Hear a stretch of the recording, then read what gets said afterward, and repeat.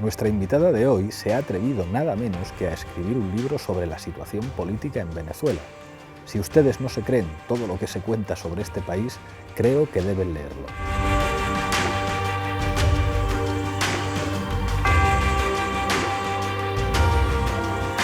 En otra vuelta de tuerca, Arantxa Tirado.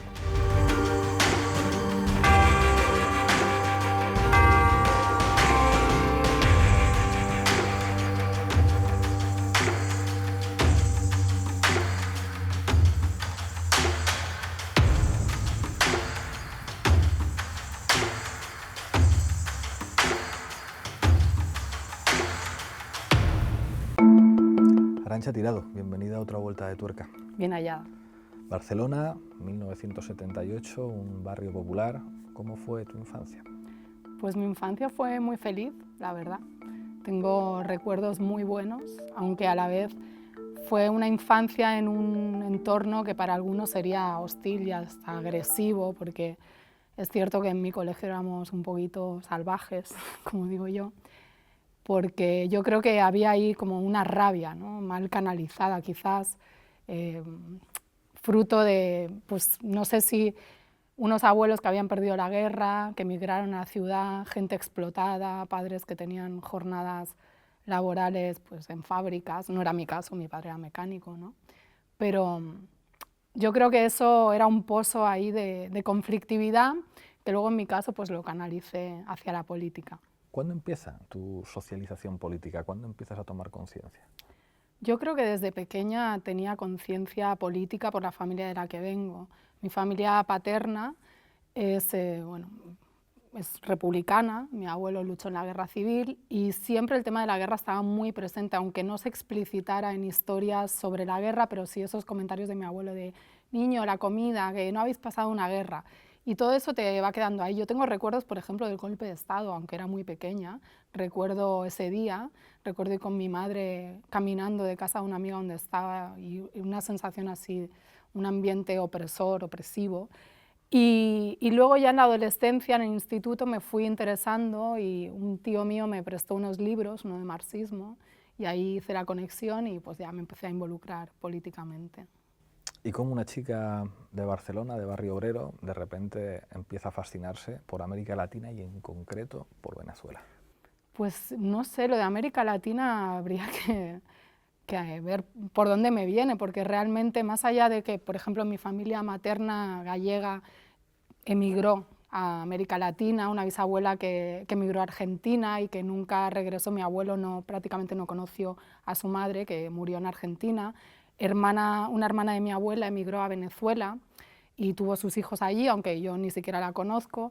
No sé si, bueno, había un interés por América Latina que, insisto, no sé de dónde venga, digo esto por buscar algún tipo de vínculo, pero siempre, quizás por el interés político, tuve claro que América Latina era la vanguardia política y que ahí se habían producido movimientos muy interesantes. También recuerdo en mi barrio está la Plaza Salvador Allende, pasar con mi madre por esa plaza y preguntarle quién era Salvador Allende y decirme, pues un presidente que mataron. Entonces, todo eso como que va ahí generándote cierta curiosidad. Has escrito un libro que no va a pasar desapercibido, Venezuela más allá de mentiras y mito. ¿Contra quién o a favor de quién es este libro?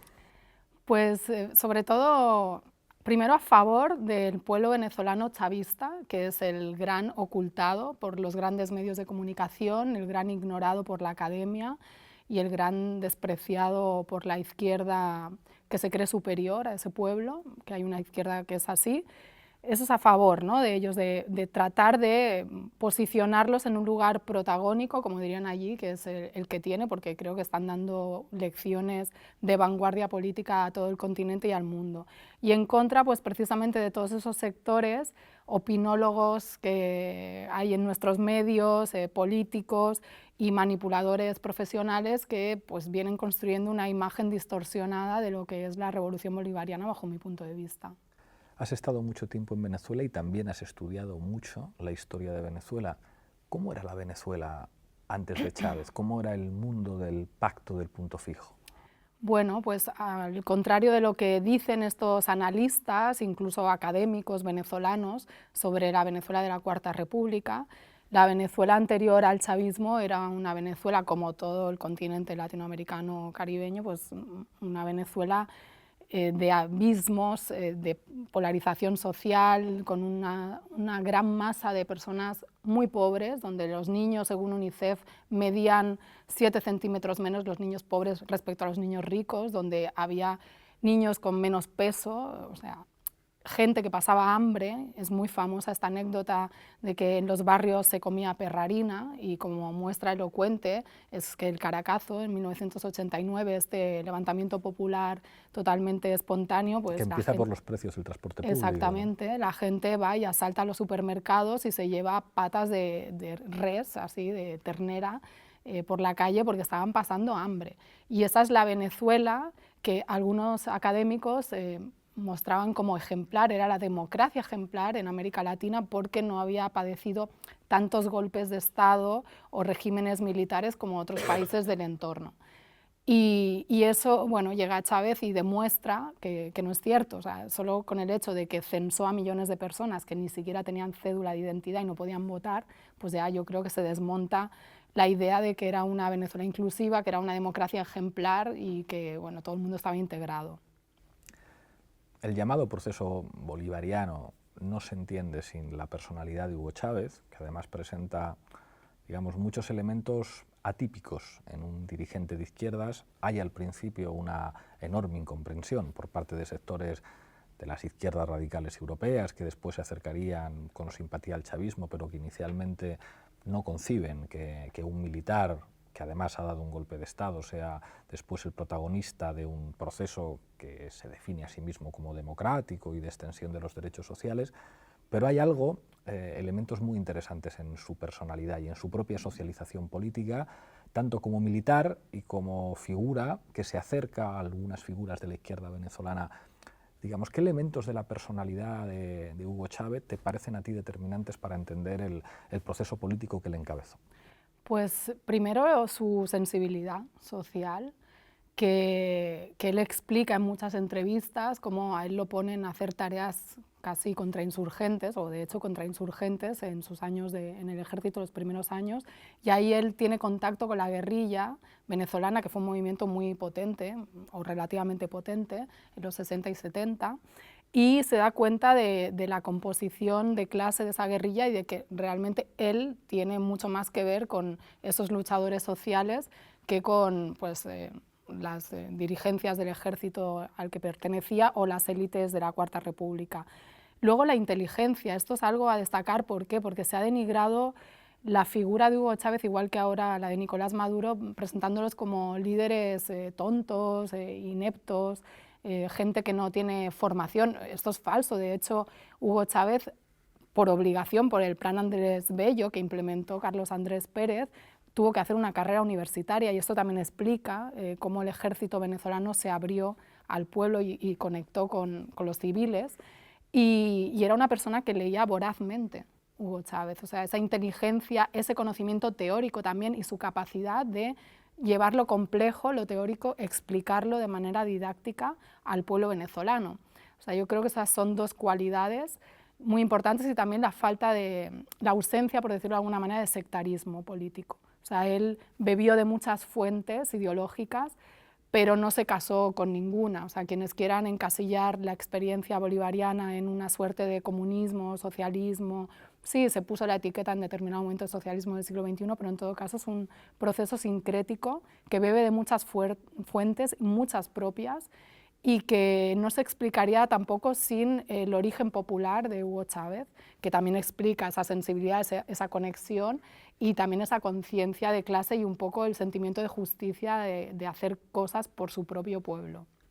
Hay al menos dos diferencias muy importantes en el acceso al poder por la vía electoral de la izquierda en Venezuela con respecto a otros países donde la izquierda también ganó las elecciones varias veces. Uno es el petróleo y, por lo tanto, digamos, el papel geopolítico que permite jugar a Venezuela, y al mismo tiempo la amenaza que representa que en un país que es uno de los países alfa de la OPEP haya un gobierno de izquierdas. Pero el segundo, que es por el que te quiero preguntar y que creo que en estas últimas semanas adquiere una relevancia muy especial, es el hecho de que Chávez sea militar y que fuera capaz de lograr siempre, y que eso hasta cierto punto Maduro ha sido capaz de mantenerlo, el apoyo del ejército. Esto de nuevo hemos visto en Bolivia que se ha revelado crucial, digamos, el comportamiento constitucional de las Fuerzas Armadas es condición de posibilidad de que la democracia se mantenga o de que se vea cuestionada. Y en Bolivia, sin el movimiento final de las Fuerzas Armadas,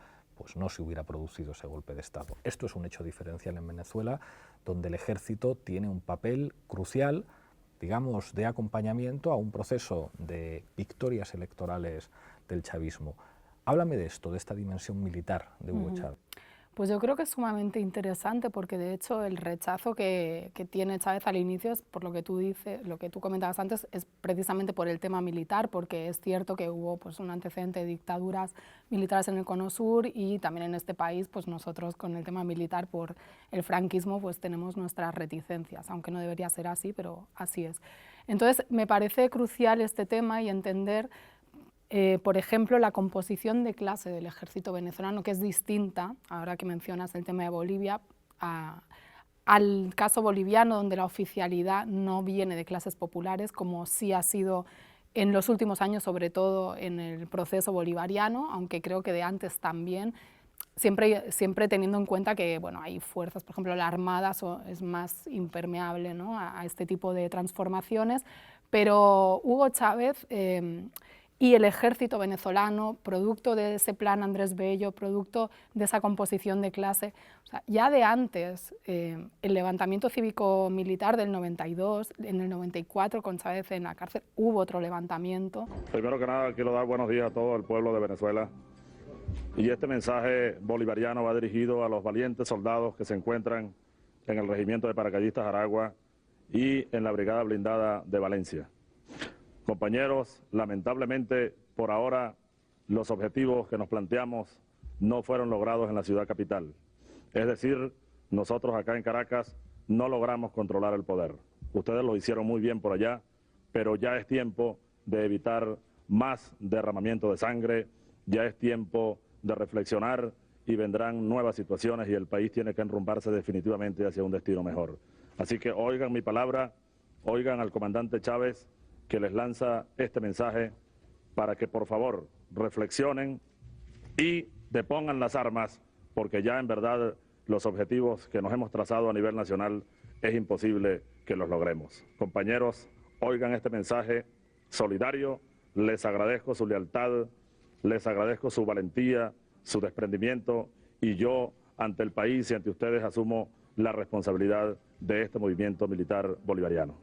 O sea, había una conciencia y antes de Chávez incluso hubo dos levantamientos militares en Venezuela de carácter de izquierdas, o sea, eso habla de un ejército distinto que, por ejemplo, siempre se dice, ¿no?, que el ejército venezolano solo ha salido una vez de sus fronteras precisamente para liberar, con Bolívar, para liberar otros países, a diferencia de otros ejércitos, ¿no?, que han ido pues, a oprimir. Y yo creo que Evo Morales trató de romper esa lógica, por comentar el tema de Bolivia, creando una escuela antiimperialista que hasta donde sé también Chávez le insistió en que eso era una estrategia que podía ayudar, ¿no?, a cambiar la correlación de fuerzas al interno del ejército, pero bueno, parece ser que pues a los resultados me remito, que no, bueno, es que también en pocos años no se transforman los ejércitos de esa manera, pero hay críticas que dicen que el ejército es leal a Chávez y bueno, sobre todo ahora a Maduro, porque les está dando pues, concesiones en el arco, en la faja petrolífera, no en la faja petrolífera del Orinoco, sino en el arco minero, y que los militares están metidos en los negocios turbios, bueno, estas acusaciones de corrupción. Bueno, yo creo que independientemente de si eso es cierto o no, lo que sí es cierto y es innegable es que hay amplios sectores del ejército venezolano que tienen una visión revolucionaria y esto cualquiera que haya ido a Venezuela y haya conversado con ellos se puede dar cuenta, ¿no? Incluso como le tocó a los chicos del maíz en una visita que hicieron, que se encontraron con un militar con el Che Guevara tatuado y estaban flipando, ¿no? Pues esto solo pasa en la Venezuela bolivariana. Te querría preguntar por cuáles son a tu juicio los grandes éxitos de los gobiernos de Hugo Chávez, pero también cuáles son sus grandes fracasos. Para mí, primero, el gran éxito es la inclusión social y la ampliación de la democracia. A contrapelo de lo que se dice, como comentaba antes, la cedulación de millones de personas que no tenían acceso a votar, simplemente es el primer paso, ¿no?, para la ciudadanía, pero no solo que voten, sino también darles dignidad, la dignidad que merecen, no como dádiva, sino un tema de justicia. Las cifras de los primeros 10 años de logros de la revolución bolivariana, económicos, sociales, se ven en datos de la ONU recogidos por diferentes instituciones. Yo recuerdo un informe del CPR de Washington hablando de esto. Los índices de pobreza reducidos drásticamente en un periodo, en un lapso histórico de 10 años, esto es muy difícil. Y de ahí también la guerra económica que han tenido que aplicar para socavar esos logros, ¿no?, porque no interesa que procesos así pues, presenten cifras positivas, aún no negando que la pobreza sigue existiendo y que ha tenido un repunte en los últimos años.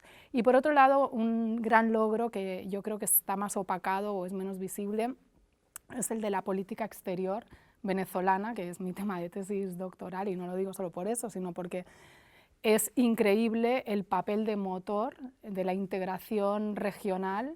Bajo mi punto de vista, siguiendo a Cox, Venezuela lidera un bloque de poder contrahegemónico en América Latina y el Caribe que abona en esa transición geopolítica, que según muchos analistas pues, está el sistema internacional, y ayuda a que Venezuela y América Latina en su conjunto se integren, aunque no todos los mecanismos que crean son de integración, algunos son de simple concertación, pero ejerza un rol de un actor de primera línea en el sistema internacional y se desprenda un poco de esa influencia o injerencia estadounidense. O sea, solo esa lucha por la soberanía desde el marco de los mecanismos multilaterales creados o empujados por Hugo Chávez, como el ALBA-TCP, la UNASUR, la CELAC, eso me parece que tiene un impacto muy fuerte, que de ahí el papel de Lenín Moreno, el papel de todos estos nuevos presidentes o dictadorzuelos que llegan a los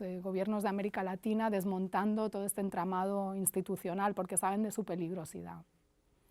Y los fracasos, no me olvido, los fracasos, bueno, yo creo que el tema de la corrupción, o sea, las prácticas que son inercias, ¿no?, que vienen no solo de los últimos años, se podría decir incluso de siglos, también asumir la influencia que habremos tenido los españoles en nuestra manera de hacer política, no solo en lo corrupto, ese vuelva usted mañana de Mariano José de Larra, ¿no?, de la burocracia que impregnó tanto en América Latina y que ellos incluso la han llegado a mejorar, yo diría.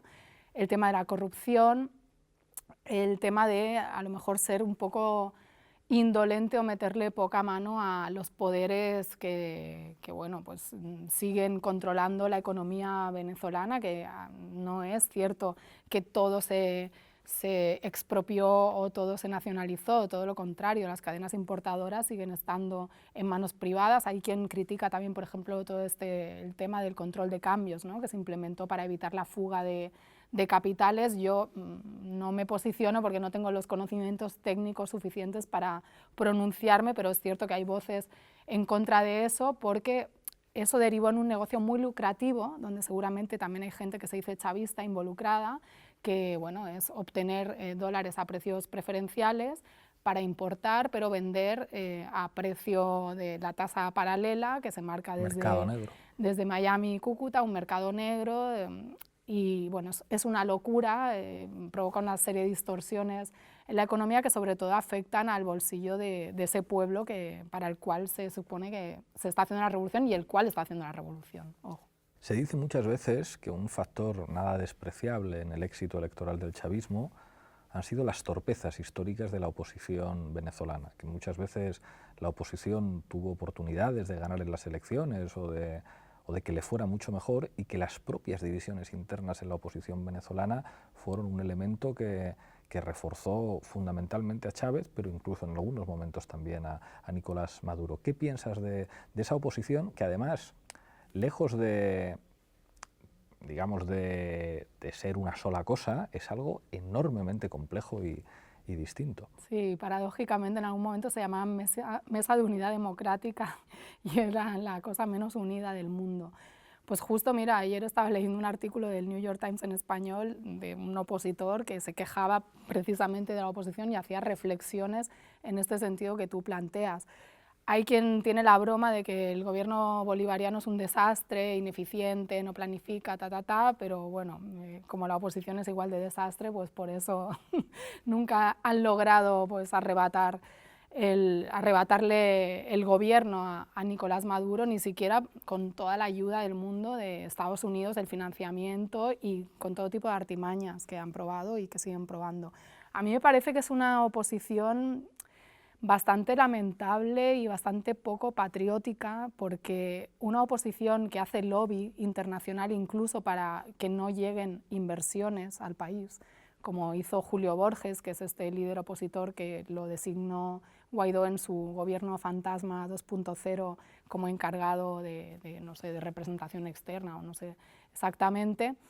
Esto habla muy mal, ¿no? de gente que dice preocuparse por Venezuela y los venezolanos, pero que están haciendo un trabajo para perjudicar a su propio pueblo en la lógica de apostar por la implosión del chavismo desde adentro, porque es lo único que les queda, porque ellos están totalmente deslegitimados, porque la gente no es tonta y la gente se da cuenta de que una oposición que es capaz de armar guarimbas, que son estas protestas callejeras, con gente a la que se paga para montar prácticamente trincheras durante meses en las calles, asesinar a personas, incluso llegar a prender fuego a alguien por parecer chavista, por ser negro, la gente, aunque sea de oposición, gente que legítimamente adversa al chavismo, se da cuenta de que por esa vía no se puede ir. Entonces yo creo que también hay una oposición, un pueblo opositor, si se me permite, unos sectores opositores en Venezuela que se encuentran huérfanos de dirigencia.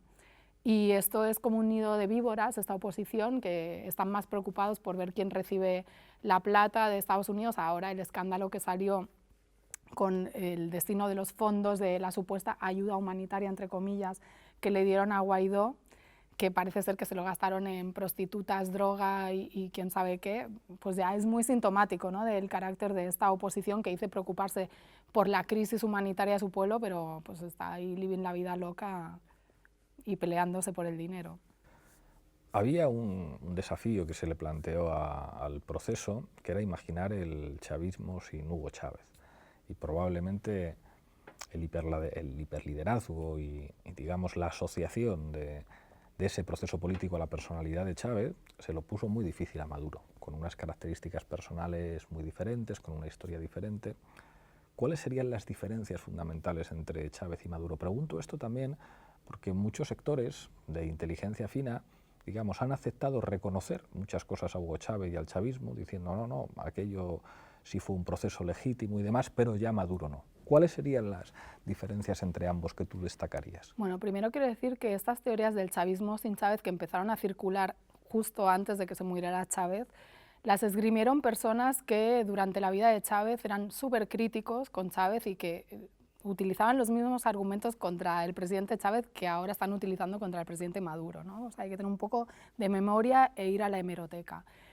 Pero obviamente Maduro no es Chávez, no tiene la legitimidad de provenir del ámbito militar, en el entorno militar seguramente, aunque yo creo que se ha ganado el respeto del ejército en términos generales y que ha demostrado su sagacidad junto con el resto de la dirigencia para plantarle cara y resistir a los golpes de Estado, y este último financiados por Estados Unidos. Eso ya habla bastante bien de su capacidad, o sea, no tiene nada que ver con el maburro que nos venden los medios y los opositores.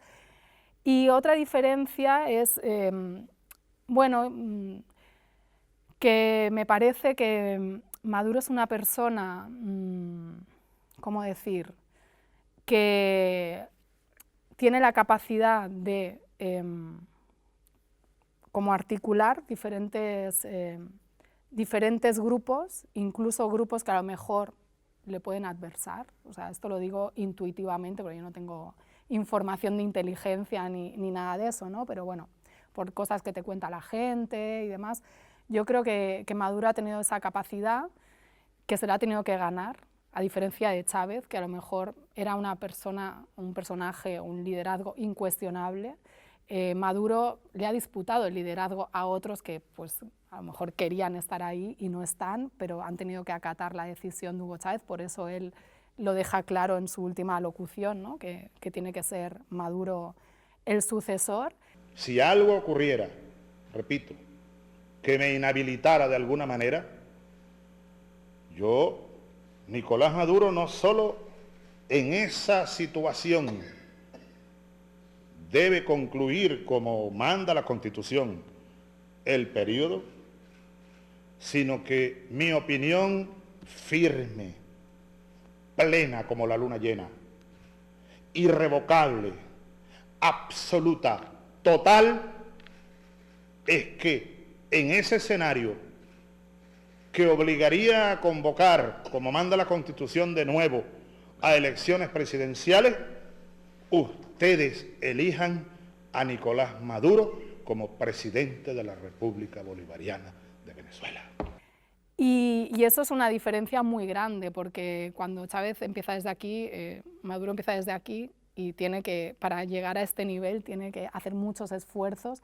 Y me parece que ahí Chávez tuvo visión, porque en su papel de canciller Maduro demostró esa capacidad de articulación, de diplomacia, fue el que implementó en buena medida esa política exterior exitosa de Hugo Chávez.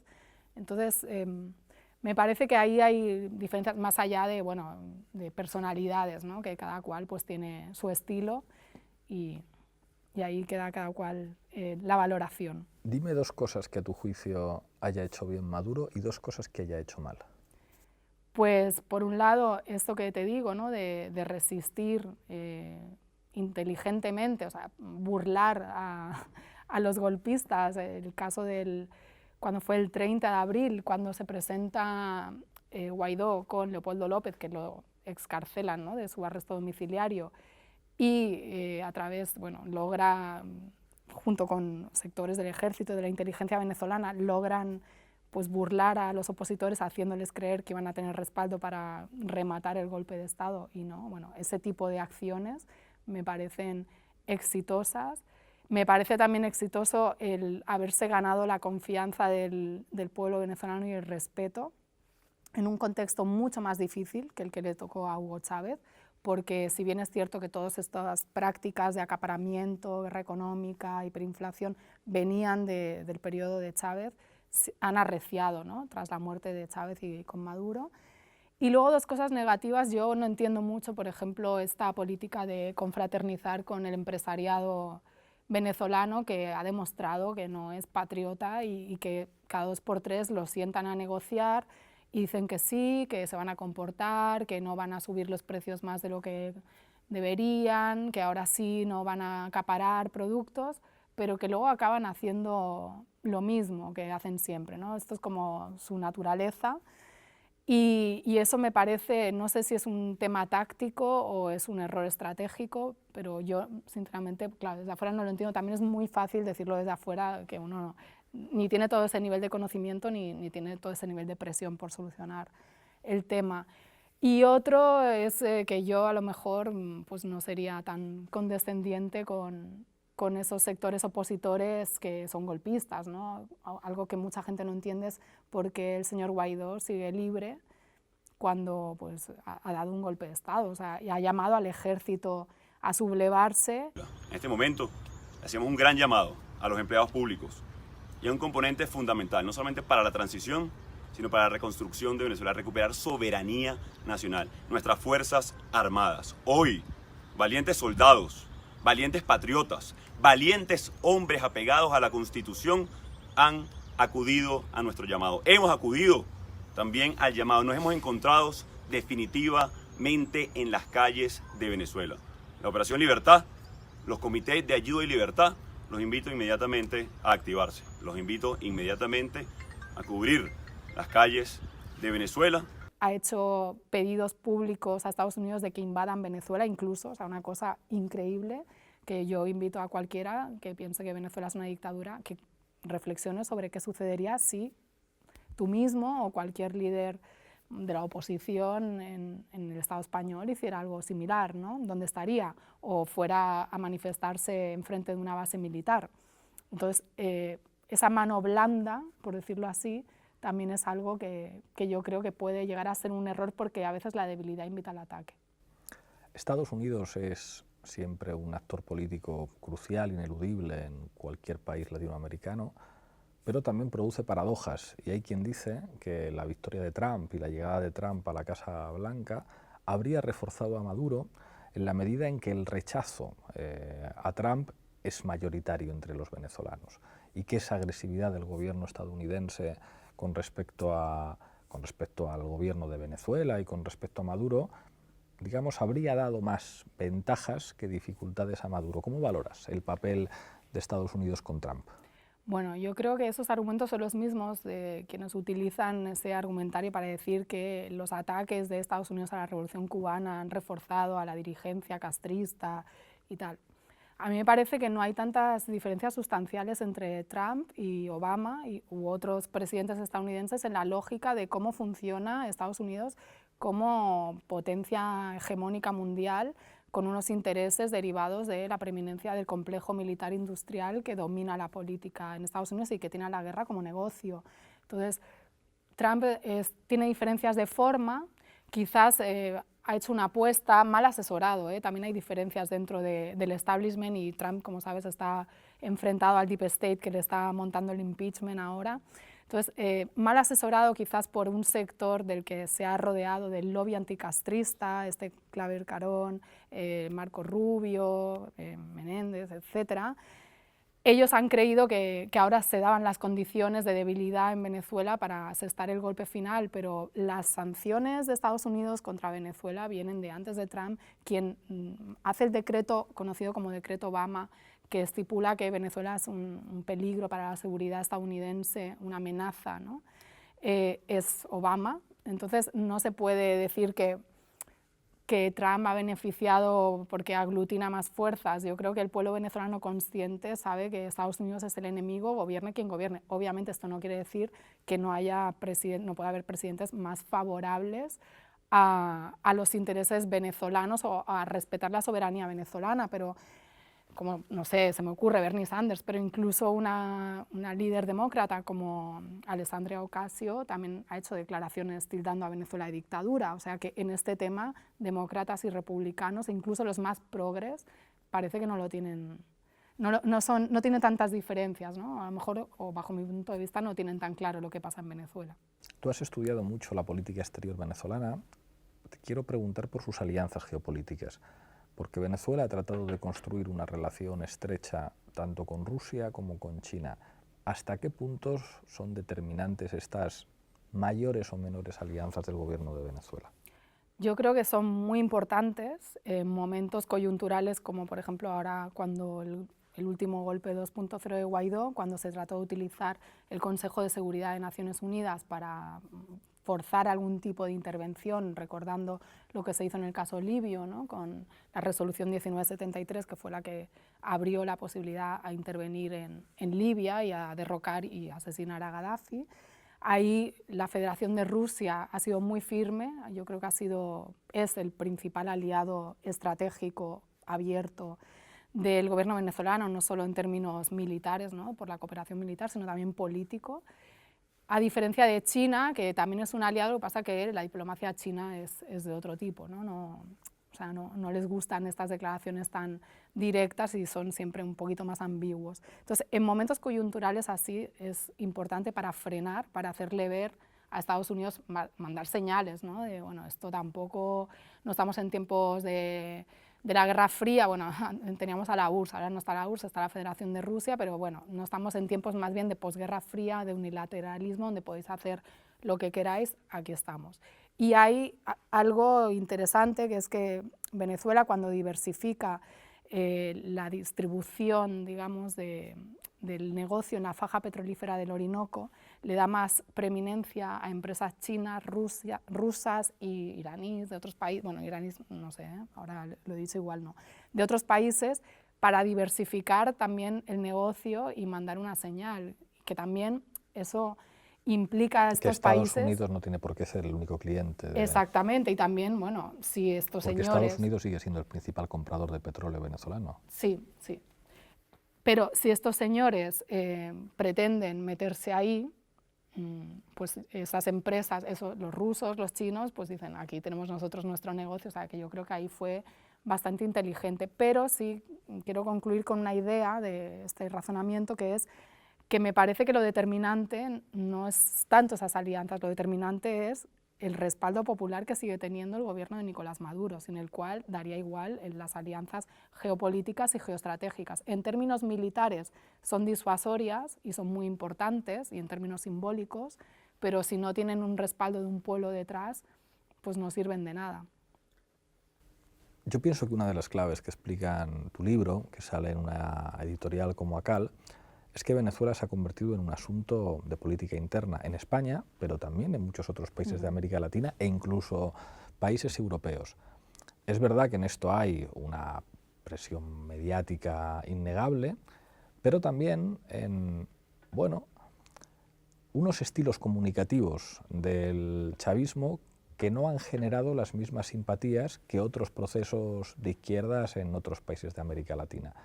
Podríamos poner el ejemplo de Bolivia, pero incluso podríamos poner el ejemplo de Cuba. Digamos, tiene mucha mejor prensa a nivel internacional Cuba que Venezuela. El rey de España puede visitar Cuba y es algo que es recibido por cubanos y por todo el mundo con alegría, hace un discurso duro, pero inmediatamente la consecuencia de eso es un encuentro con Raúl Castro, y sin embargo Venezuela se ha convertido, digamos, en la representación del diablo y la peor de las promesas, hasta el punto de que se ha convertido en un elemento que la derecha de casi cualquier país utiliza permanentemente para atacar a sus rivales de izquierdas. Sí, en este momento histórico sí, y esto quizás habla de la peligrosidad de Venezuela para el statu quo, para el sistema, para el establishment, sin ser un país socialista, ojo, y siendo un país que trata de ir hacia procesos en la lógica socialista, pero que no es como Cuba, ¿no? Que sí es un Estado socialista. Yo te diría que a lo mejor los revolucionarios de chándal no le gustan mucho a los líderes de opinión y a este establishment político y económico, aunque Fidel también en sus últimos años llevaba chándal, pero bueno, porque estaba enfermo. Porque estaba enfermo, estaba en casa, pero bueno, es cierto que la revolución bolivariana es una revolución, como diría un exministro de Cultura e intelectual venezolano, Reinaldo Iturriza, un chavismo salvaje. O sea, es gente que viene del barrio, gente que no pueden domeñar, gente que trae una rabia ancestral y no voy a decir un revanchismo, pero sí como una fuerza, una potencia que están muy claros y que no les cuentan cuentos. Y eso también se expresa en esa dirigencia chavista. También hay que decir que nuestros medios colaboran a deformar lo que se presenta de Venezuela, porque Chávez era una persona que sí, que hablaba mucho, cantaba rancheras, bailaba, bueno, bailaba no, perdón, o sea, bailaba Maduro, ¿no? Baila Maduro. O sea, hacía cosas que un líder aquí no haría, pero solo nos sacaban esa parte más folclórica y no nos sacaban pues todas las disertaciones teóricas, políticas. Aquí también se baila, ¿eh? Claro, ¿no? Y bailar es buenísimo, a mí me encanta. Pero bueno, en esta lógica de que parece que los líderes tienen que ser personas serias, con traje, corbata, y es una visión un poco cerrada y muy clasista también de la política. Y bueno, y también pues todos los intereses económicos que hay detrás para deformar y para utilizar, como bien sabes, ya ha sufrido, el tema de Venezuela como, bueno, como un tema de política interna a unos niveles delirantes, por culpa también, si quieres vamos a eso, de una prensa que hace muchos años ha dejado de lado su función de lo que debería ser la prensa, de verdad, seria. Antes de pasar a la rueda de reconocimiento, te quiero preguntar por el momento actual con una reflexión. O sea, yo creo que uno de los grandes problemas que han tenido las transformaciones progresistas en países de América Latina es su incapacidad, digamos, de salir del poder por una derrota electoral sin que, digamos, haya una crisis de Estado, una crisis constitucional o directamente un golpe de Estado. Hay excepciones, o sea, yo creo que lo que ha pasado en Argentina en los últimos 5 años es esperanzador. Cristina pierde unas elecciones, pero unos cuantos años después las gana Fernández con Cristina de vicepresidenta. Creo que eso hasta cierto punto habla bien de la salud institucional del sistema político argentino a pesar de todos sus problemas y de todas sus dificultades. Y aquí de nuevo está el elemento de la irreversibilidad de ciertos cambios, algo que el neoliberalismo ha conseguido con relativa facilidad, y eso incluso nos coloca a muchos actores políticos teniendo que reconocer que la correlación de fuerzas actual es la que es, y que nadie en un Estado europeo, digamos, puede enfrentarse abiertamente a los poderes de la Troika, al Banco Central Europeo y a lo que diga la Comisión Europea, y que tiene que operar en unos ciertos márgenes que establece la correlación de fuerzas, pero con unas instituciones que funcionan y con ciertos espacios para cambiar cosas. Pero esto en América Latina, salvo algunas excepciones, no siempre ha sido así. Y de nuevo, pues lo que acaba de ocurrir en Bolivia va en esa dirección, o lo que ha ocurrido en Ecuador, que es más llamativo todavía. Alguien del mismo partido de Correa inicia un proceso, digamos, casi contrarrevolucionario de desmantelamiento de todos los logros de la revolución ciudadana. Pero no es menos cierto que en México, bueno, pues AMLO ha logrado ganar las elecciones. Es verdad que después de que le robaran unas elecciones, de que en el año 88 a Cuauhtémoc Cárdenas le hicieran el apagonazo.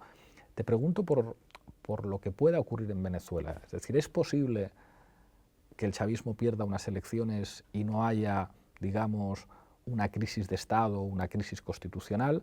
¿O es posible que las gane y la oposición venezolana reconozca esa victoria y reconozca, digamos, una cierta cohabitación? O sea, que puede ocurrir que la oposición venezolana tenga mayoría en la Asamblea Nacional y que, sin embargo, el presidente de la República sea chavista, o que convivan gobiernos en regiones venezolanas de la oposición con gobiernos del oficialismo y que haya cierta lealtad institucional.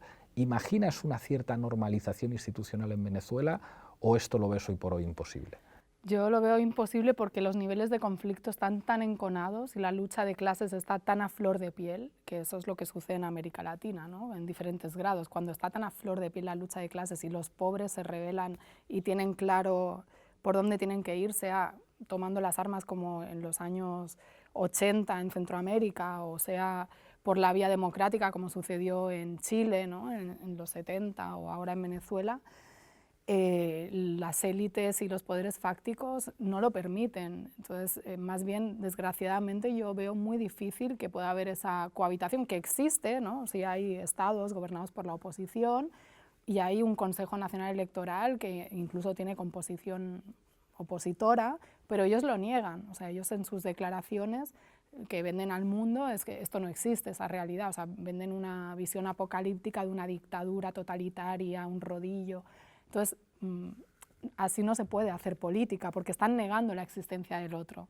Ellos, bueno, en el 2002, cuando se le da el golpe a Chávez, tenían listas de dirigentes chavistas a asesinar, y no solo dirigentes del gobierno, sino también en los barrios. Porque tú sabes que a mí me derrocaron, y el plan de Estados Unidos era borrar de cuajo esta revolución que apenas comenzaba.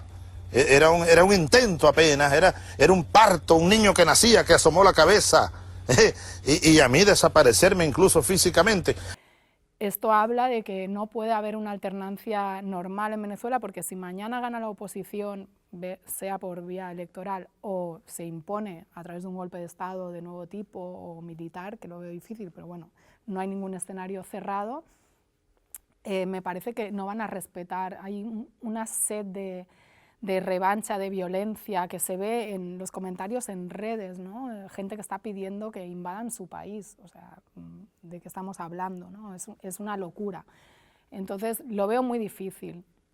Veo difícil que se pueda lograr una alternancia como ha habido. No quiero ser pesimista, pero bueno, en todo caso, quiero dejar claro que me parece que si gana la derecha y la oposición en Venezuela, más allá de que se desate un baño de sangre y maten gente por la vía directa, también van a matarla por la vía indirecta, porque ellos dicen que el socialismo, entre comillas, no funciona, pero el neoliberalismo, viendo cómo ha dejado Macri Argentina en pocos años, parece que funciona menos. Estamos llegando al final, vamos con la rueda de reconocimiento. Yo te suelto algunos nombres propios y en 2 o 3 frases como mucho me los describes. Empiezo por Rafael Caldera. Rafael Caldera, pues, creo que tuvo algún momento de dignidad, y se dio cuenta de la Venezuela desastre que habían dejado, pero bueno, pasará a la historia sin pena ni gloria. Cap, Carlos Andrés Pérez. Un personaje bastante turbio, bastante turbio. Pérez Jiménez. Pérez Jiménez, un dictador. Guaidó. Un insulso. Leopoldo López. El Ken de la telenovela. Vargas Llosa. El ideólogo de las derechas y de cierta gente incauta que todavía se cree que el liberalismo es lo que ellos predican. Felipe González. Traidor a la clase obrera. José Luis Rodríguez Zapatero. Creo que es una buena persona, aunque no lo conozco personalmente, y ha tratado de hacer algo digno en Venezuela, pero bueno, está ahí bastante marginado. Me queda ya solamente el cuestionario. Un libro, aparte del tuyo, que recomendarías leer para cualquiera que quisiera aproximarse a la realidad venezolana. Pues recomendaría uno de Fernando Casado, que es un compañero español, pero que ha vivido bastante en Venezuela y en Ecuador, que se titula Antiperiodistas, Confesiones de las agresiones mediáticas contra Venezuela, que es su tesis doctoral, publicado también por ACAL, donde él entrevista a gente de los medios escritos sobre lo que han publicado sobre Venezuela y ahí se demuestra, dicho por ellos mismos, pues toda la manipulación que ha habido. ¿Una película que recomendarías ver sobre Venezuela o una película venezolana? ¿Documental o de ficción? Es que las últimas que vi, una que vi en el cine allá, me acuerdo, pero vamos, que era El rumor de las olas, por ejemplo, que va sobre la tragedia de Vargas, que fue estas lluvias que desbrozaron varias laderas y causaron un montón de muertos. Recomendaría para que vean cómo en Revolución se financian películas directamente antirrevolucionarias, que por ejemplo presentan a los chavistas como corruptos, como que esa tragedia casi que fue culpa del chavismo, ¿no? Cuando es un problema heredado de décadas y siglos. Entonces igual, bueno, El rumor de las piedras, creo que se llama, El rumor de las piedras, no sé si he dicho de las olas. Soy un poco mala para acordarme de nombres. ¿Una telenovela venezolana que te guste o que tengas una relación, digamos, afectuosa con ella? Es que no he visto nunca telenovelas. Yo creo que eso es muy súper mal. importante para entender Venezuela. Ya, no me gustaban las telenovelas, me quedé en esta de Los ricos también lloran. Acuérdate, Los Salvatierra. Y luego Cristal. Cristal, sí me acuerdo, ¿no? De Catherine Dunlop, que es una líder opositora. Carlos referente. Mata era el otro, ¿no? No sé, pero nunca me gustaron las telenovelas y no lo digo desde el esnovismo intelectual ni nada, es que no conecto. Esto lo pregunto últimamente en todas las entrevistas, ¿qué canción le gustaría al invitado o a la invitada que sonara en su entierro? Si tuviera que ser una canción venezolana, ¿qué canción te gustaría a ti que sonara? Bueno, la de Venezuela, ¿no? ¿Cómo se titula? Es que soy malísima para los títulos. La que siempre se canta, ¿no? De Venezuela. No voy a cantar porque no tengo un prestigio que mantener, entonces... Ya solo me queda pedirte que cojas con la mano izquierda la taza de la tuerca y mirando a esa cámara brindes por lo que quieras. Quiero brindar porque nuestra generación pueda llegar a transformar este país, al menos un 10% de lo que se ha logrado en países de América Latina, como es el caso de Venezuela, a nuestra manera, como diría la canción, pero sin olvidar que tenemos muchas cosas que aprender de América Latina también. Muchísimas gracias. A ti.